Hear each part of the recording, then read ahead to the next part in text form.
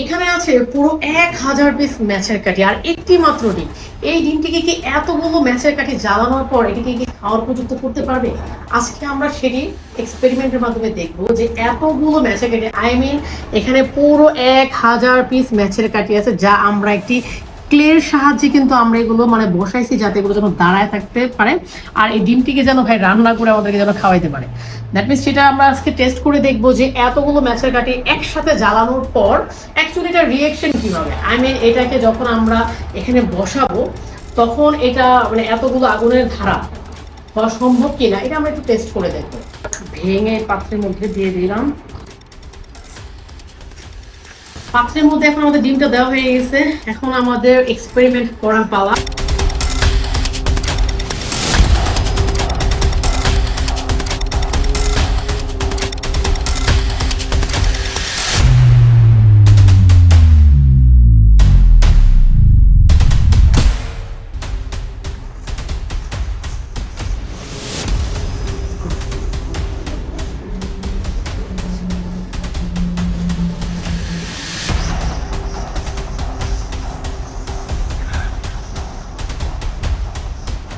ভাই পুরোপুরি জ্বলতেছে।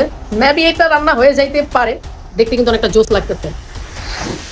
ও শিট ইয়ার, ভাই এটা কি ছিল? একটু একটু রান্না হয়েছে, একটু একটু। ভাই পুরোটাই পুরোটাই এই যে ডিমের মধ্যে একটু একটু রান্না না, প্রায় হয়ে গেছে ভাই, বয়েল হয়ে গেছে ভাই। ফাইনালি কিন্তু আমাদের ডিম রান্না হয়ে গেছে। এই যে এই আসলে বয়েল হয়ে গেছে সিরিয়াসলি। এটা ছিল ভাই ডিম, এই যে আমাদের ডিম চোস, বাট ডিমটা খাওয়া যাবে। এই তো ভাই হিটেই ভাই বয়েল হয়ে গেছে। হ্যাঁ, এটা আমাদের ডিম পিঠা হয়ে গেছে আমাদের। ফাইনালি কিন্তু আমাদের ডিম রান্না অলরেডি হয়ে গেছে, কারণ আপনারা দেখতে পারতেছেন যে এই যে একটু যদি আমি আপনাদেরকে দেখাই, এখনো আগুন জ্বলতেছে, কি পরিমাণ যে ধোঁয়া বের হচ্ছে। এই যে ডিম রান্না হয়ে গেছে, এখন আমি এটা মানে খাওয়ার উপযুক্ত।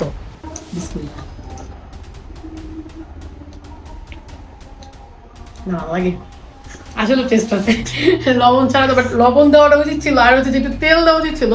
আমি যদি বুঝতে পারতাম যে অ্যাকচুয়ালি 1000 পিস ম্যাচের কাঠি দেওয়ার এটা এত মোটা একটা কড়াই দিচ্ছি আমি।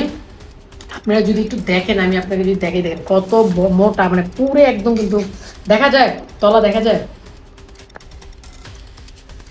আর এরকমই প্রতিদিন ইন্টারেস্টিং ভিডিও পেতে চ্যানেলটি সাবস্ক্রাইব করতে ভুলবেন না।